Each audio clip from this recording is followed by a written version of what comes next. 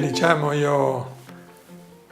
nel 2004, quando ho smesso di fare l'amministratore delegato di aziende, perché volevo fare il consulente, quindi scegliere un po' dove andare a lavorare,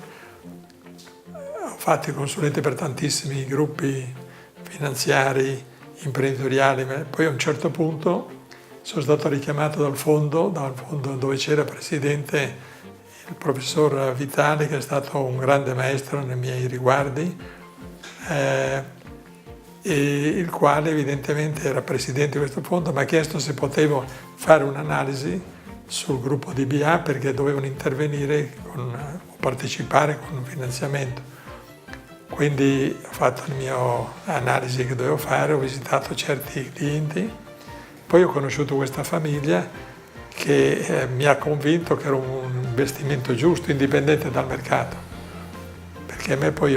devo dire la verità, ho sempre lavorato per dei gruppi che rispondono anche alle mie esigenze, quelle dell'onestà, della serietà e della professionalità. Se lei ha queste tre cose, vince il mercato, specialmente in un mondo che è basato su altre cose, su gente che è poco seria, su gente che non è preparata ma gliela vende bene e su gente che deve fare i soldi e poi arrivederci, grazie.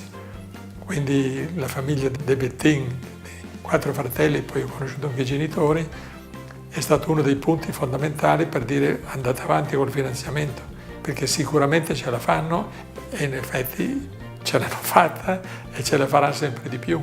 Quindi la famiglia, cioè l'azienda, è importante avere una guida di questo tipo,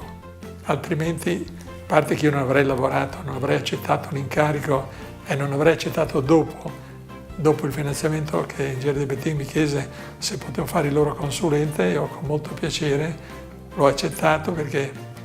ancora adesso lavoro per gruppi familiari o gruppi imprenditori, però devono essere con quelle 3 caratteristiche che le dicevo, altrimenti non serve a nulla. Quindi c'è molta gente molto migliore di me per fare l'altro aspetto, invece io sono bravo a seguire questi aspetti che secondo me saranno quelli che vincono il mercato e quelli che vengono accettati con più entusiasmo all'estero, pur presentandosi come italiani. Infatti lei va in Cina, con Ingegner De Bettin siamo andati in Cina, che aveva prenotato 4 notti perché pensava che andasse per lungo, il primo giorno abbiamo firmato il contratto, perché hanno capito chi erano, che è importante quando uno va all'estero farsi vedere che sì, è italiano perché è nato in Italia, c'è scritto, però è un personaggio di carattere serio, preciso e professionale, che è la base fondamentale.